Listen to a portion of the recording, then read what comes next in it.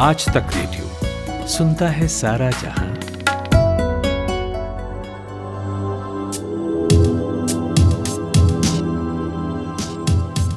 नमस्कार, ये है आज तक रेडियो का स्पेशल शो कोरोना कवरेज। मेरा नाम है खुशबू। इस स्पेशल पॉडकास्ट सीरीज़ में हम लेकर आते हैं दुनिया भर की कोरोना से जुड़ी अपडेट्स। कहाँ क्या नई स्टडी हुई है, कहाँ कोरोना के मरीज़ घटे हैं, बढ़े हैं, इस बीमारी की रोकथाम के लिए दुनिया के किस कोने में क्या कोशिशें जारी हैं, ये सब कुछ आपको मिलेगा। कोविड-19 के नए मामलों में रोज़ाना गिरावट आ रही है। ज़्यादातर शहरों में मार्केट, रेस्तरां और घूमने फिरने की जगहें खुल रही हैं। इसके साथ ही टूरिस्ट प्लेस जो काफ़ी दिनों तक सैलानियों के लिए बंद रहे, वहाँ भी बड़ी संख्या में लोग पहुँच रहे हैं। नैनीताल से आई तस्वीरों को आप देखेंगे तो अंदाज़ा लगाना मुश्किल नहीं होगा कि कितनी बड़ी संख्या में टूरिस्ट इस शहर में आ रहे हैं। शिमला मनाली जाने वाले की तादाद में अचानक से इजाफा हुआ। ये दर्शाता है कि लोग कोरोना का डर भूलकर लापरवाही से घूमने फिरने लगे हैं। इधर लोगों की भीड़ खत्म होने का नाम नहीं ले रही है। उधर महाराष्ट्र और केरल में बढ़ते केसेस ने फिर से इन दो राज्यों को कोरोना का एपिसेंटर बना दिया है। पिछले एक महीने से केरल में कोविड के नए केसेस रोज़ाना 11,000 से 13,000 दर्ज हुए हैं। इस बीच इतना घूमना फिरना, वो भी तीसरे लहर की चेतावनी के बावजूद, कहीं नए खतरे को दावत तो नहीं दे रही। मसूरी में कैंपटी फॉल का जो वीडियो वायरल हुआ था, तब स्वास्थ्य विभाग की कॉन्फ्रेंस में ये वीडियो दिखाया गया था और स्वास्थ्य विभाग के संयुक्त सचिव लव अग्रवाल ने क्या कहा था, वो सुनिए। हम आपके द्वारा फिर से विनती करना चाहते हैं, इस टाइप का कोई भी behaviour, is it not an open invitation for virus to infect us? क्या यह ओपन इन्विटेशन वायरस के लिए नहीं कि आप हमें इन्फेक्ट कीजिए? क्या जरूरी नहीं कि हम समझे कि स्प्रेड ऑफ इन्फेक्शन कम्युनिटी में हमारे इस activity, lack of follow-up of COVID appropriate behaviour से लिंक्ड है? हमें सबको फिर भी यह समझने की जरूरत है कि हम अभी भी सेकेंड वेव पूरी नहीं हुई है, हम अभी भी सेकेंड वेव से डील कर रहे हैं। ये थे लव अग्रवाल। अब आज तक के रिपोर्टर ने मसूरी के कुछ टूरिस्ट से सवाल जवाब किया है। उसमें से एक टूरिस्ट का क्या कहना है, वो भी सुन लीजिए। ਮਸੂਰੀ ਘੁੰਮਣ ਆਏ ਆ ਜੀ, ਜ਼ਿੰਦਗੀ ਦੇ ਨਜ਼ਾਰੇ ਲੈਣ ਆਏ ਆ। ਇੱਥੇ ਜੋ ਆਨੰਦ ਆ ਉਹ ਕਿਤੇ ਪ੍ਰਾਪਤ ਨਹੀਂ ਹੋਇਆ ਜੀ ਅੱਜ ਤੱਕ। ਬੜੀਆਂ ਜਗ੍ਹਾ ਤੇ ਗਏ ਆ पर जो ਇੱਥੇ नज़ारा वो ਇੱਥੇ ही नज़ारा। डर किस चीज़ का? हम वैक्सीनेट हुए हैं, सारी फैमिली हमारी वैक्सीनेशन हुई है। हमको किसी चीज़ का डर नहीं है, भगवान से डरते हैं बस, और किसी चीज़ का डर नहीं है। लोगों को पैसा देना चाहिए कि भीड़ भाड़ से दूर? हाँ, नहीं भीड़ से दूर रहने का समय निकल गया। अब आप घूमने फिरने आओ, नज़ारे लो जिंदगी के। जो नज़ारे जन्नत मसूरी में कहीं और। तो ये सारी चीज़ें हैं जो फिर से हम दोहरा रहे हैं। आपको याद होगा दिवाली दशहरा का टाइम जब हमने मान लिया था कि कोरोना तो गया, भीड़ लगी, केसेस बढ़े और ऐसे कि हमें दूसरी लहर को झेलना पड़ा। तो ये चीज़ें कहीं फिर से न भारी पड़ जाए, ये ख्याल रखना ज़रूरी है। आज बात इसी टूरिज़्म पर। महाराष्ट्र केरल में बढ़ते केसेस की वजह जानेंगे। क्या फिर से प्रतिबंध लागू होने चाहिए? ऐसे ही कुछ सवालों के जवाब के लिए मैंने बात की पब्लिक हेल्थ पॉलिसी के एक्सपर्ट और till we win India's fight against कोविड-19 के लेखक डॉक्टर चंद्रकांत लहरिया से। डॉक्टर, केरल और महाराष्ट्र से शुरू करती हूँ मैं, जो कि सबसे बड़ा चिंता का विषय बना हुआ है। वो पहले भी दोनों राज्य जो हैं एपिसेंटर रहे हैं। इस बार की क्या वजहें दिखती हैं आपको इस बढ़ते केसेस के पीछे? आखिर हो क्या रहा है केरल में? केरला और महाराष्ट्र दोनों अधिक संख्या में केसेस रिपोर्ट कर रहे हैं। निश्चित रूप से यह एक ऐसी बात है जिसको और साइंटिफिक रूप से एनालाइज करने की जरूरत है। लेकिन साथ में हम यह भी देखेंगे कि केरला में जो स्वास्थ्य तंत्र है वो अभी पर सुचारू रूप से काम कर रहा है। साथ में हमें याद रखना होगा, और इस बात पर काफी विशेषज्ञों ने पहले भी बात की है, कि केरला और महाराष्ट्र दो ऐसे राज्य हैं जहां पर कोविड-19 की टेस्टिंग का एक हो रही है, वो बड़े प्रारूप में हो रही है। अर्थात शहरी क्षेत्रों के अलावा ग्रामीण क्षेत्रों में हो रही है। तो उससे वहाँ की जो टेस्टिंग अप्रोच है वो बेहतर है, और जो डेटा कलेक्ट होता है खासतौर से केरला में, वो बिल्कुल ट्रांसपेरेंट रूप से रिपोर्ट किया जा रहा है। तो इसकी संभावना है कि वहाँ पर जो केसेज आ रहे हैं उनमें से अधिकतर केसेज को लेबोरेटरी से कंफर्म करके रिपोर्ट किया जा रहा है। इसका सबूत यह है कि हम देख चुके हैं, जब राष्ट्रीय स्तर पर सर्वे हुए थे और राज्य स्तर पर सर्वे हुए थे, तो उनमें पाया गया कि अधिकतर राज्यों में जो कंफर्म्ड केस होते हैं आरटीपीसीआर कंफर्म या rapid antigen test confirm case, और सीरियल सर्वे के माध्यम से पता चला कि हर कंफर्म केस के पीछे 20 से 30 अनकंफर्म या असिम्प्टोमेटिक केसेज होते हैं अधिकतर राज्यों में, पूरे देश के अनुपात की बात करें तो। लेकिन वही केरला में जो सीरियल सर्वे हुए उनसे पता चला कि वहां पर जो हर कंफर्म केस के पीछे 5 से 7 ही अनकंफर्म असिम्प्टोमेटिक केसेज हैं। बात साफ है कि वो अधिकतर केसेज वहां पर पिक हो रहे हैं और इसलिए बड़ी संख्या में केसेज आ रहे हैं।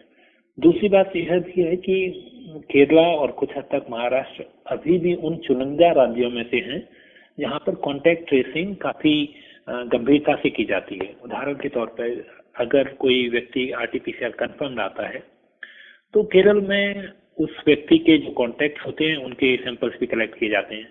अब जाहिर सी बात है कि अगर कॉन्टैक्ट ट्रेसिंग को सीरियसली किया जाएगा तो उनमें से कुछ लोग पॉजिटिव निकल के आएंगे और टेस्ट पॉजिटिविटी रेट भी ऊपर हो जाएगी। तो मेरी राय में जो केरल में केस अधिक आ रहे हैं और लगातार आ रहे हैं उसकी वजह है कि टेस्टिंग का एक विस्तृत नेटवर्क है। दूसरी बात है कि वहाँ पर ट्रांसपेरेंटली डेटा रिपोर्ट किया जा रहा है, और तीसरी बात है कि कॉन्टैक्ट ट्रेसिंग की वजह से अधिक संख्या में ऐसे लोगों का टेस्ट किया जाता है जिनमें पॉजिटिव केसेस निकलते हैं। साथ में एक महत्वपूर्ण कोविड-19 पैंडेमिक रिस्पॉन्स का एक इंडिकेटर होता है कि केस फैटेलिटी रेट क्या है, अर्थात जितने केस कंफर्म हो रहे हैं उनमें मृत्यु दर क्या है। तो हम जानते हैं कि केरल में अभी भी जो टेस्ट केस फैटेलिटी रेट है वो करीब भारत के एवरेज की 1/3 है, करीब 0.47 का केस फैटेलिटी है, जबकि भारत में करीब 1.3 के आसपास चल रहा है। तो जब तक भले ही केसेज आते रहे और वो इस बात का संकेत देते हैं कि वायरस सर्कुलेट हो रहा है और कुछ करने की जरूरत है, लेकिन केस फैटेलिटी रेट कम रहना इस बात को दर्शाता है कि स्वास्थ्य तंत्र जो लोगों को टेस्ट कंफर्म केसेज आ रहे हैं उनका ढंग से देखभाल कर रहा है और अभी भी पूरी तरह से सुचारू रूप से जारी है। तो यह थोड़ा सा आश्वस्त करने वाली बात है। लेकिन सारी बातों के अंत में मैं यही कहूंगा कि यह एक ऐसा मसला है, चाहे महाराष्ट्र हो और केरला हो, इसको थोड़ा सा और साइंटिफिक तरीके से एनालाइज करना होगा और समझना होगा कि ऐसा क्यों हो रहा है। और इस बीच केरल में जो रिस्ट्रिक्शंस में ढील दी गई हैं, सबरीमला मंदिर भी खोल दिया गया है, तो ये कितना परेशान करने वाला है हमें आने वाले दिनों में? चाहे वो केरल में सबरीमाला मंदिर को खोल देने की बात हो या उत्तराखंड और उत्तर प्रदेश में कांवड़ यात्रा को परमिशन देने की बात हो, एक बात इस महामारी से साफ होती जा रही है कि किसी भी बीमारी के सामाजिक और राजनीतिक पहलू होते हैं, और जब हम सामाजिक और राजनीतिक पहलुओं की बात करें तो इसमें निहायत जरूरी है कि जो समाज के जिम्मेदार लोग हैं, जो इन्फ्लुएंशियल लोग हैं और राजनीतिक पार्टियों के नेता हैं, वो आपस में मिलकर इसका निर्णय करें। यह सच में बड़ा चुनौती भरा विषय है कि धार्मिक गतिविधियों की जिनसे पूरी संभावना है कि कोविड के केसेस बढ़ने लगे और खास ऐसी जगह पर जहां पर ट्रांसमिशन हाई ही चल रहा है, वहां पर भी राजनीतिक कंपल्शन में इस तरह की गतिविधियों को अलाउ कर दिया जाता है और इनका समाधान मिलकर ही निकाला जा सकता है। लेकिन हम देख चुके हैं, पहले भी ऐसा हुआ है कि धार्मिक गतिविधियों को परमिशन दे दी गई है और उसके बाद केसेज फैलने लगते हैं। यह एक सच में एक दुर्भाग्यपूर्ण बात है कि अगर हम जो नई परमिशंस दी जाती हैं, नई गतिविधियों को लागू किया जाता है, जब हम उनको देखते हैं तो ऐसा लगता है कि क्या हम महामारी के समय में जो चीजें हुई हैं उनसे कोई सीख नहीं ले रहे हैं, वही गलतियां क्यों दोहराई जाती हैं। मेरी राय में इस पर गंभीर विचार करने की जरूरत है। राज्य सरकारें किन कंपल्शन में इस तरह के डिसीजन लेती हैं, अगर सरकारें लेती है तो क्या समाज के नागरिक और जो उस पर्टिकुलर रिलीजियस ग्रुप से होते हैं, क्या उनको आगे बढ़कर खुद वॉलंटियर नहीं करना चाहिए कि इसको रोक दिया जाए? तो इन सारे एक कॉम्प्लेक्स सोशल इशू हैं, इनको मिलके सॉल्व करने की जरूरत है। और ऐसे अगर महामारी के समय में नहीं किया जाएगा तो कब किया जाएगा, यह भी एक सोचने की बात है। This is really poor reflection on society, specially जब वो वायरस इतनी तेजी से फैल रहा है और जहाँ पर भले ही देश के अलग अलग हिस्सों में वायरस केसेस कम हो गए हैं, लेकिन अभी भी वायरस हर जगह मौजूद है और हमें सावधानियां बरतनी होंगी। एक जगह जो कदम उठाया जाएगा, चाहे वो एक राज्य से कांवड़ यात्रा लेके व्यक्ति निकलेगा और वो 4 राज्यों से गुजरेगा, या एक मंदिर में जाने के लिए श्रद्धालुओं को परमिशन दे दी जाएगी, लेकिन उसका इम्पैक्ट एक बड़े स्तर पर कई जिलों में पड़ सकता है। और इस बात को नीति निर्माताओं को, राजनीतिक दलों को और रिलीजियस ग्रुप को याद रखना चाहिए। डॉक्टर, अब आप देख भी रहे होंगे लोगों की भीड़ को, जिसे रिवेंज टूरिज्म भी हम कह रहे हैं। माना लॉकडाउन ज़रूरी था खोलना इकोनॉमिक एक्टिविटीज़ को बढ़ाने के लिए, इसमें जन भागीदारी भी बहुत ज़रूरी है, लेकिन अभी क्या और गाइडलाइंस हमें ऐसी बनानी चाहिए ताकि आने वाले किसी लहर के लिए हम तैयार रहें? अब बात साफ हो चुकी है कि जो महामारी से लड़ना है, तो उसमें जो पॉलिटिकल लीडरशिप और जो डिसीजन मेकर्स हैं, उनकी जितनी भूमिका है उतनी ही भूमिका आम नागरिकों की है। जो परिस्थितियां आ रही हैं कि लोग हिल स्टेशंस पे इकट्ठे हो रहे हैं और ये निश्चित रूप से चिंता का विषय है। अब इसमें कोई शक नहीं है कि अगर ये सब नहीं हो रहा होता, इतना लोग इस तरह का व्यवहार नहीं करते, तो हो सकता है कि तीसरी लहर नवंबर, दिसंबर और बाद में आती और छोटी आती। लेकिन अगर यही सब चलता रहा और कुछ डिसाइसिव कदम नहीं उठाए गए, तो जो प्रोजेक्शंस आ रहे हैं, जैसे एसबीआई की रिपोर्ट में कहा गया कि अगस्त में तीसरी लहर आएगी, या सूत्रा मॉडल कह रहा है कि अक्टूबर में तीसरी लहर आएगी, हो सकता है उनसे पहले ही लहर आ जाए। तो इसमें निहायत जरूरी है कि सरकारें कुछ कदम उठाएं। जैसे कि हमें याद रखना होगा कि अनलॉक सिर्फ लॉकडाउन या रेस्ट्रिक्शंस को हटाना नहीं, एक अपने आप में एक गूढ़ स्ट्रेटजी है। अगर कहीं पर भी रेस्ट्रिक्शंस हटाए जा रहे हैं जो बिहेवियर या इकोनॉमिक एक्टिविटी को चालू करने के लिए, तो उसी समय जो लोगों के बिहेवियर को मॉडरेट करने के लिए, उनको प्रोत्साहन, कोविड अप्रोप्रिएट बिहेवियर का पालन करने के लिए कुछ अलग तरह के कदम उठाए जाने चाहिए। रेस्ट्रिक्शन हटाना सिंपली सारे प्रतिबंध हटा देना नहीं, बल्कि अन्य तरीकों से लोगों को उस तरह के व्यवहार के लिए प्रेरित करना भी होता है।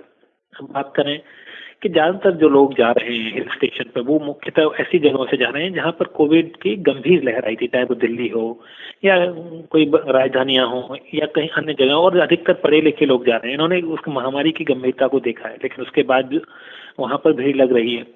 तो ऐसे में जरूरी है कि अगर जब रेस्ट्रिक्शंस मेजर सिटी से हटाए जाते हैं, हिल स्टेशंस पर और जहां पर भी इस तरह की भीड़ की संभावना है, वहां पर डिफरेंट तरीके के रेस्ट्रिक्शंस लगाए जाएं और पब्लिक प्लेसेज पर एंट्री, जैसे कि किसी पर्टिकुलर एरिया में कितने लोगों की एंट्री हो सकती है, उसको रेस्ट्रिक्ट किया जाए और बेटर कंट्रोल मैकेनिज्म फॉलो करनी होंगी, तभी हो सकता है।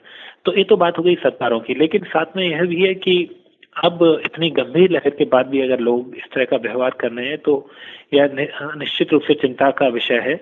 मैं तो कहूँगा कि सोशल साइंटिस्ट और एडमिनिस्ट्रेशन को इस पर मिलकर सोचना चाहिए कि अगर लोगों ने जो बीमारी की गंभीरता देखी है, उसके बावजूद वो इस बात को सीरियसली नहीं ले रहे हैं, तो क्या और बिहेवियरल इंटरवेंशंस किए जा सकते हैं कि लोग इस बात को समझें। हमें याद रखना होगा और बिहेवियर चेंज कम्युनिकेशन के वो मैसेज देने होंगे कि वायरस अभी भी हमारे आसपास घूम रहा है। हमें याद रखना होगा कि वायरस में म्यूटेशंस होते रहते हैं और कब उनमें से कौन सा म्यूटेशन वेरिएंट ऑफ इंटरेस्ट या कंसर्न बना देगा, हम नहीं जानते हैं। जब तक वो वेरिएंट्स ऑफ इंटरेस्ट पहचाना जाएगा, तब तक उसमें 4 से 6 सप्ताह गुजर जाते हैं। फिर उसके बाद उसकी स्टडी की जाएगी और कंसर्न बनेगा, तब कंसर्न को डेजिग्नेट किया जा सकता है, तब तक 2 से 4 और सप्ताह लग सकते हैं। इसलिए कुछ सप्ताह इसी बात में गुजर जाएंगे जब तक हम पहचान पाएंगे कि एक नया वेरिएंट ऑफ कंसर्न आ गया है जो ज्यादा ट्रांसमिसेबल है। लोगों को इस तरह के मैसेज देने होंगे।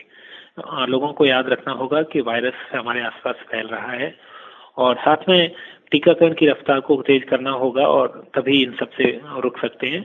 और टूरिज्म निश्चित रूप से जो हिल स्टेशन है वहाँ के लिए एक सेपरेट स्ट्रेटजी जो राज्य सरकारों और केंद्र सरकारों को मिलकर बनानी होगी कि कैसे रेस्ट्रिक्शंस को ग्रेडेड मैनर में लागू किया जाए और कैसे भी लोगों के बिहेवियर को मॉडरेट किया जाए। जी डॉक्टर, अब जैसे ये चीज़ें नॉर्मल हो रही हैं, हम बैक टू नॉर्मल की तरफ जा रहे हैं। इस बीच कई राज्यों ने स्कूल को खोलने को लेकर भी मांग की है सरकार से। कई तो इस हफ्ते, अगले हफ्ते या इसी महीने में खुल जाएंगे। तो आपके हिसाब से as an expert, is it a good time, क्या ये सही समय है स्कूल खोलने का? हमें याद रखना होगा कि भारत दुनिया के करीब 20 से 25 चुनिंदा देशों में जहां पर स्कूल इतने समय तक बंद रहे हैं। अधिकतर 170 के करीब देशों में स्कूल अधिकतर समय महामारी की विभिन्न वेव के उच्च स्तर पर भी खुले रहे थे। तो इससे देश के करीब 25 करोड़ बच्चे जो स्कूलों में हैं उनकी शिक्षा का एक बहुत बड़ा नुकसान हुआ है और यह समय है कि अब स्कूल खोलने पर सभी राज्यों को विचार करने की जरूरत है। हाँ, साथ में अब दुनिया से कुछ नए एविडेंस आए हैं, उसमें माना गया है कि बच्चों में इन्फेक्शन की संभावना रहती है लेकिन गंभीर बीमारी की संभावना बहुत कम होती है। उनमें यू शेप्ड कर्व फॉलो होता है, अर्थात 2 साल तक के बच्चों में थोड़ी गंभीर बीमारी की संभावना रहती है और फिर 12 साल से बड़े किशोरावस्था की आयु में संभावना 2 से 12 साल तक बहुत कम गंभीर बीमारी होने की संभावना रहती है, भले ही उनको इन्फेक्शन हो। साथ में विशेषज्ञ यह भी मानने लगे हैं कि हमें स्कूल खोलने के लिए बच्चों के वैक्सीनेशन का इंतजार करने की जरूरत नहीं है। बच्चों का वैक्सीनेशन स्कूल के लिए मैंडेटरी नहीं होगा। तो अब निहायत जरूरी है कि भारत में भी, क्योंकि बच्चों की एजुकेशन का काफी लॉस हो चुका है, अलग अलग राज्य सरकारें अपने स्तर पर यह प्लान बनाएं कि कैसे स्कूल्स को खोला जा सकता है। हाँ, यह जरूर है कि जब स्कूल खोलने की बात आए तो उनमें विभिन्न स्ट्रेटजी को दिमाग में रखना होगा कि किन बच्चों को स्कूल में बुलाने की जरूरत है। लेकिन मेरी राय में और जो ग्लोबल एविडेंस उभर कर आ रहा है, जो प्री प्राइमरी से लेके मिडिल स्कूल तक खोला जा सकता है, क्योंकि इस आयु वर्ग में रिस्क बहुत कम है। जो 9th to 12th स्टैंडर्ड है उसके लिए कुछ विभिन्न स्ट्रेटजी अपनानी होगी और जरूरत हुई तो वैक्सीनेशन का भी वेट करना होगा, क्योंकि उस आयु वर्ग में रिस्क अधिक है। लेकिन सभी आयु वर्ग में स्कूल खोलने के में स्ट्रेटजी रखनी होगी, जैसे कि सिर्फ आधे बच्चों को बुलाया जाए या ऑल्टरनेट डे बच्चों को बुलाया जाए, या हो सके अगर कम से कम सप्ताह में एक दिन बच्चों को बुलाया जाए। अब निहायत जरूरी है कि बच्चों को स्कूल लाना शुरू किया जाए, लोगों को कोविड अप्रोप्रिएट बिहेवियर प्रोटोकॉल की समझ हो, साथ में स्कूल्स में वो जरूरी बदलाव किए जाएं जिससे वो वेंटिलेशन अन्य सुविधाएं सुधार हो। अदरवाइज अगर हम अभी से वो प्लानिंग नहीं करेंगे तो यह सिलसिला चलता रहेगा। हमें बात साफ हो चुकी है, दुनिया महामारी में कुछ और महीने रहेगी, हो सकता है 1 साल तक और महामारी चले और वायरस हमारे बीच में उससे अधिक लंबे समय तक रहेगा। अब यह सही समय है कि सभी राज्य स्कूल्स को खोलने पर और उसके सही तरीके ढूंढने पर उचित विचार करें, और मेरी राय में यह सही समय है। खासतौर से महाराष्ट्र और केरला को छोड़कर यहाँ पर ट्रांसमिशन अधिक है। बाकी सभी राज्य अलग अलग स्तर पर विभिन्न स्ट्रेटजी से स्कूल खोलने पर विचार कर सकते हैं और आने वाले महीनों में बच्चों को स्कूल में फिजिकली आना एक अच्छा कदम होगा। जी डॉक्टर, तो अगर मैं महाराष्ट्र की बात करूं, सरकार जितना भी कोशिश कर रही है कि रिस्ट्रिक्शंस में थोड़ी सख्ती दिखाने की, इसके बावजूद पिछले 1 महीने में यहाँ केसेस 8,000 से 9,000 तक रहे। ऐसे में अभी क्या चीज़ ज़रूरी हो जाती है ट्रांसमिशन को रोकने के लिए? जैसे मैं पढ़ रही थी तो कई एक्सपर्ट्स ये बोल रहे हैं कि अभी हमें मास लेवल पर एंटीबॉडी टेस्ट भी करवा लेना चाहिए इस सिचुएशन के लिए। तो आपके हिसाब से आपको क्या लगता है, ये एंटीबॉडी टेस्ट जो है हमें कुछ मदद करेगी? मुझे नहीं लगता कि एंटीबॉडी टेस्टिंग का कोई विशेष भूमिका है मास लेवल पर। खासतौर से जो सीरो सर्वे किए जाते हैं वो एक वैज्ञानिक आधार पर एक मास स्केल पर एंटीबॉडी टेस्ट ही है। लेकिन साथ में हम यह भी देख चुके हैं कि सीरो सर्वे में कई पॉकेट में 70 to 80% पॉपुलेशन को एंटीबॉडी बन चुके होते हैं, लेकिन उसके बावजूद अलग अलग क्षेत्रों में इन्फेक्शन आ रहे हैं। हमारी इस वायरस के बारे में अंडरस्टैंडिंग भी थोड़ी इवॉल्व हो रही है। लेकिन साथ में याद रखना होगा कि महाराष्ट्र में जो रिपोर्टिंग है वो बाकी राज्यों की तुलना में खासतौर से केरला के समानांतर है, लेकिन काफी अच्छी रिपोर्टिंग है और टेस्टिंग का फैसिलिटी विस्तृत रूप से राज्य में फैले हुए हैं। साथ में जो ट्रांसमिशन हो रहा है उसके अलावा जो अनलॉक स्ट्रेटजी है महाराष्ट्र और देश के कुछ राज्यों में जिन्होंने डिटेल एंड विस्तृत अनलॉक स्ट्रेटजी की है, तो निश्चित रूप से हम संतुष्ट नहीं बैठ सकते, इस पर और वैज्ञानिक रिसर्च करने की जरूरत है। लेकिन मेरी राय में अभी फिलहाल कोविड-19 पैंडेमिक में स्ट्रेटजी में antibody mass scale antibody testing की कोई भूमिका नहीं है। डॉक्टर, एक आखिरी सवाल, जिस तरह से केसेस बढ़ रहे हैं, जो ट्रेंड दिख रहा है, खासकर ये जो 5-6 राज्य हैं जो जहाँ पर केसेस जो हैं बहुत ज़्यादा आ रहे हैं, तो ऊपर से लोगों का इतनी संख्या में इकट्ठा होना, हम ये कह सकते हैं कि तीसरी लहर ने दस्तक दे दी है? देखिए, फिलहाल देश के कई हिस्सों में टेस्ट, खासतौर से कई जिलों में, करीब 50 से अधिक जिलों में टेस्ट पॉजिटिविटी रेट अभी भी 5% से हायर है। अब हम लहर की बात भूल जाएं कि कौन सी लहर है, बट याद रखना होगा कि अभी भी जो वायरस का चेन ऑफ ट्रांसमिशन थी वो उस दूसरी लहर में जो स्टार्ट हुई थी वही चल रही है। कुछ जगह पर कम है, कुछ जगह पर ट्रांसमिशन के रेट अधिक है, लेकिन मेरी राय में अभी हम सेकेंड वेव से बाहर नहीं निकले हैं। जब ऐसी परिस्थिति आएगी कि सस्टेन्ड नंबर ऑफ केसेज हर जगह कम हो जाएंगे, तभी हम उसको कह सकते हैं कि सेकेंड वेव खत्म हो गई, तीसरी लहर आ गई। लेकिन जो व्यवहार लोग कर रहे हैं और जिस तरह से क्राउडिंग हो रही है अधिकतर जगहों पर, वो मेरी राय में एक्सटेंशन ऑफ सेकेंड वेव ही माना जाएगा। हम नहीं कह सकते, अभी वो परिस्थिति नहीं आई है जहां पर लंबे समय तक फ्लैटेंड कर्व रहा हो सभी जगह पर और उसके बाद केसेज बढ़े। अभी हम डिक्लाइनिंग कर्व पर ही हैं और उस डिक्लाइनिंग को रोकने से पहले और फ्लैटन होने से पहले अगर केसेज बढ़ते हैं तो हम वो इसी लहर को केसेज बढ़ने को मानेंगे। लेकिन साथ में यह भी याद रखना होगा कि ये तीसरी लहर है या चौथी लहर है या सिर्फ दूसरी ही बनी हुई है, सिर्फ एकेडमिक सिग्निफिकेंस का है। अंत में अगर वायरस बढ़ जाता है और वायरस फैलता है और लोगों में केसेस बढ़ जाते हैं तो हमें पब्लिक हेल्थ मेजर्स वही करने होंगे। और इस बात को चिंता किए बिना कि हम दूसरी लहर में, तीसरी लहर में, मुख्य बात यह है कि जब भी केसेज का अपवर्ड ट्रेंड दिखेगा तो उस जगह की लोकल एडमिनिस्ट्रेशन को एक अप्रोप्रिएट कदम उठाने चाहिए कि जिससे वो और तेजी से नहीं फैले। यह और हम खुद देख रहे हैं कि हालांकि जब केसेज 4 लाख के बाद 3 लाख, 2 लाख, 1 लाख और 70 और 60 हजार तक काफी तेज रफ्तार से आए थे, लेकिन पिछले कुछ सप्ताह में लगभग सिमिलर पैटर्न वो 40 से 50 हजार के रेंज पे बने हुए हैं और वो कम नहीं हो रहे हैं। यह यही दर्शाता है कि वायरस का ट्रांसमिशन जिस रफ्तार से पहले गिर रहा था और रुक रहा था वो नहीं रुका है और क्राउडिंग की वजह से कुछ केसेज बढ़ रहे हैं। यह निश्चित रूप से चिंता का विषय है। लोगों को यह नहीं सोचना चाहिए कि वो वैक्सीनेट हो चुके हैं इसलिए इन्फेक्ट नहीं होंगे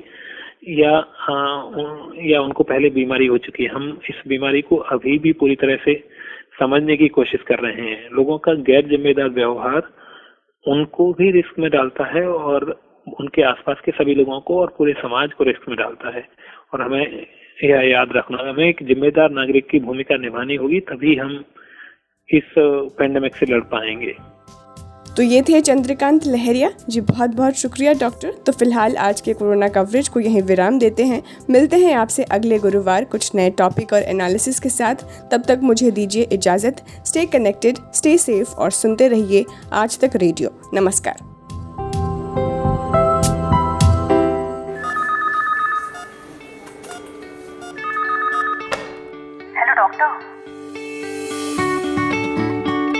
हेलो डॉक्टर, आज तक रेडियो की एक खास सीरीज़ है जिसमें हम आपकी सेहत से जुड़े टॉपिक्स पर काम की जानकारी आप तक पहुंचाते हैं स्पेशलिस्ट डॉक्टरों से बात करके। यानी अलग अलग बीमारियों पर मशहूर डॉक्टरों का ज्ञान, उनकी सलाह घर बैठे आप तक पहुंचती है हर मंगलवार सुबह आज तक रेडियो पर।